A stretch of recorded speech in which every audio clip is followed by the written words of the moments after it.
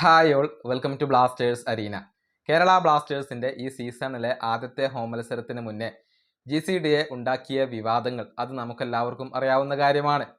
ബ്ലാസ്റ്റേഴ്സിന്റെ press conference schedule ചെയ്തിരുന്നു, പക്ഷേ അത് നടത്താൻ GCDA സമ്മതിച്ചില്ല.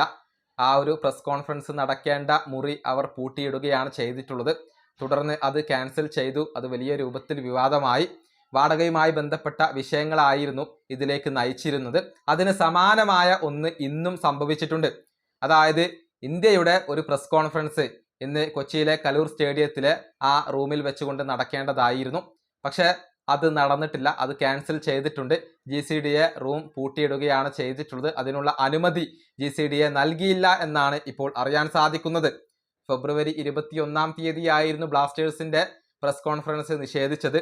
ഇപ്പോൾ മാർച്ച് 26-ാം തീയതി ഇന്ത്യൻ ഫുട്ബോൾ ടീമിന്റെ പ്രസ് കോൺഫറൻസും GCDA നിഷേധിച്ചു കഴിഞ്ഞു എന്നാണ് KL ഉൾപ്പെടെയുള്ള മാധ്യമങ്ങൾ റിപ്പോർട്ട് ചെയ്യുന്നത്.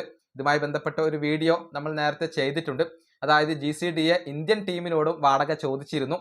3 ലക്ഷം രൂപയായിരുന്നു വാടകയായിക്കൊണ്ട് ചോദിച്ചിരുന്നത്. കൂടാതെ 25 ലക്ഷം രൂപ സെക്യൂരിറ്റി ഡെപ്പോസിറ്റ് ആയിക്കൊണ്ട് ചോദിക്കുകയും ചെയ്തിരുന്നു. ഇത് നൽകാൻ ഓൾ ഇന്ത്യ ഫുട്ബോൾ ഫെഡറേഷൻ തയ്യാറായിട്ടില്ല. അതുകൊണ്ടാണ് ഇന്നത്തെ പ്രസ് കോൺഫറൻസ് നടത്തുന്നത് GCDA തടഞ്ഞത് എന്നാണ് അറിയാൻ സാധിക്കുന്നത്. മുഖ്യ പരിശീലകനായ ഖാലിദ് ജമീൽ, മലയാളി താരങ്ങളായ സഹൽ അബ്ദുസമദ്, ആഷിഖ് കുരുണിയൻ, ബിജോയ് വർഗീസ് എന്നിവരായിരുന്നു ഇന്നത്തെ പ്രസ് കോൺഫറൻസിൽ പങ്കെടുക്കേണ്ടത്. പക്ഷേ ഇവർക്ക് പങ്കെടുക്കാൻ കഴിഞ്ഞിട്ടില്ല. അത് ക്യാൻസൽ ചെയ്തിട്ടുണ്ട്. GCDA ഇപ്പോൾ ഇന്ത്യൻ ദേശീയ ടീമിനും വിലങ്ങുതടിയായി എന്നാണ് അറിയാൻ സാധിക്കുന്നത്. ഈ വീഡിയോ അവസാനിപ്പിക്കുന്നു. അടുത്തൊരു വീണ്ടും കാണാം.